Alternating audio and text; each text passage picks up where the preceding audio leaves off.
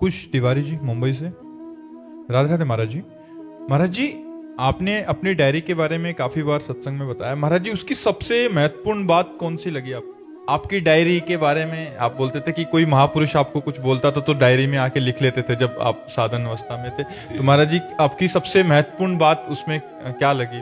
निरंतर भजन करने की प्रेरणा जिन जिन महापुरुषों से मिली, उन महापुरुषों के वचन लिख करके सबका सार हम पूरी डायरी का बता रहे हैं कि हमको निरंतर भगवान की स्मृति में लगे रहना चाहिए।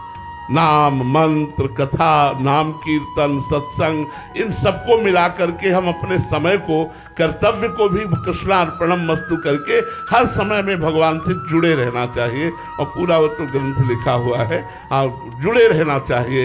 एक लाल स्वामी जी संत मिले थे, बड़े योगी थे, गंगा के किनारे एकांत खेचरी मुद्रा में रहते थे।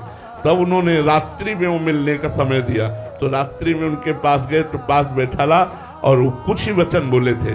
उन्होंने कहा, जैसा सोचोगे वैसा बन जाओगे, जैसा बनना वैसा सोचिए, असंग रहिए, किसी का संग मत कीजिए।